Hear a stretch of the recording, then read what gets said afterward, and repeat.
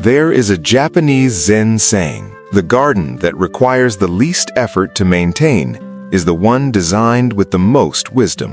This is true for gardens, and it is even more true for our lives. The problem: look at how most people live today. Too many things, too many commitments, too many people to follow online, too many goals chased at the same time. And then we wonder why we feel exhausted and overwhelmed all the time. Thoreau wrote that simplicity is the law of nature, and that humans thrive in it because it is our most natural state. When life is simple, you can see clearly. When life is cluttered, you cannot tell what matters from what does not. Japanese understanding. Japanese culture understood this for centuries. There is a reason Zen monks own almost nothing. There is a reason Japanese tea rooms are nearly empty. There is a reason traditional Japanese homes have so much open space. Because the people who designed these ways of living understood, the less you carry, the further you can walk. Grandfather Daiki. My grandfather Daiki lived this way naturally. His life was incredibly simple, and he was one of the most peaceful and content people I have ever known. I once asked him how he stayed so calm all the time. He said, "Hiroto, I simply removed everything that disturbed my calm. What remained was peace." The 9 principles. Today, I share the Japanese approach to building a low-maintenance life. First, simplify your possessions. Every object you own has a maintenance cost, even if you don't notice it. More clothes means more decisions, more laundry, more weight.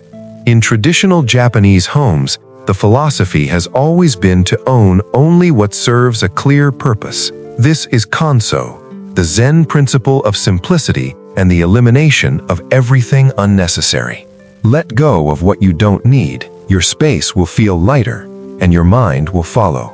Principle 2. Routine. Second, simplify your daily routine. Every decision you make uses a little of your mental energy. By the end of the day, your brain is exhausted just from hundreds of tiny choices.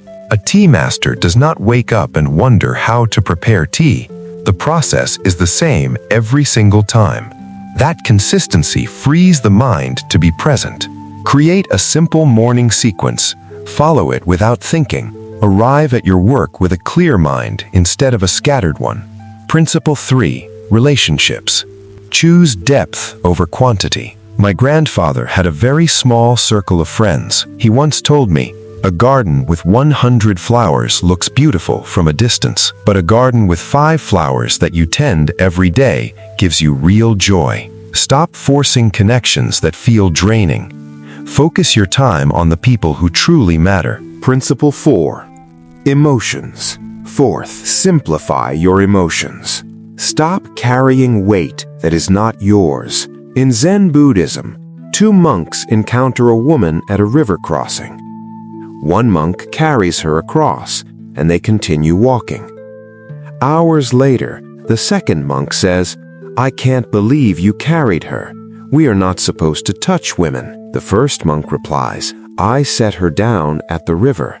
You have been carrying her this whole time."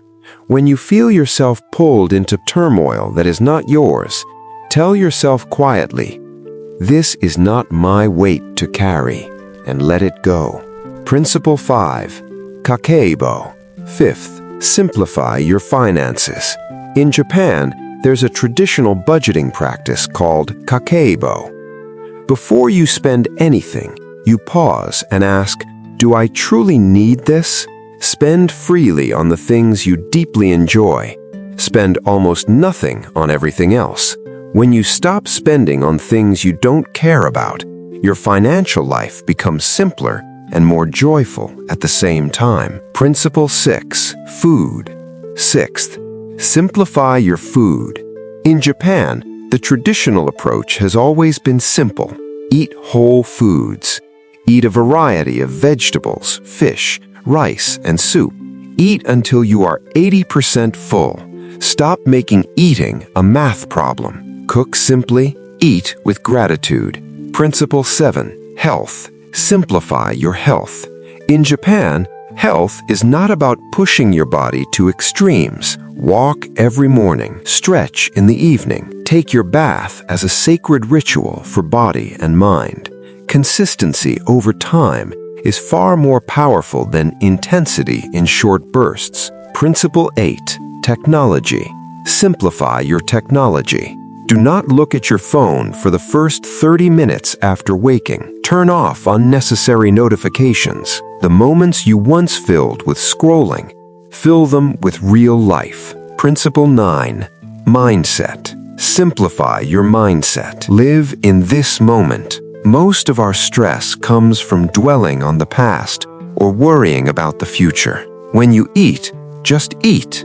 When you walk, just walk. Life becomes incredibly simple when you stop dragging yesterday's problems and tomorrow's fears into this moment. My grandfather was always fully present in whatever he was doing. He was never somewhere else in his mind.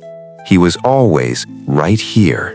Thoreau wrote, "I went to the woods because I wished to live deliberately, to front only the essential facts of life, and see if I could not learn what it had to teach, and not, when I came to die, discover that I had not lived."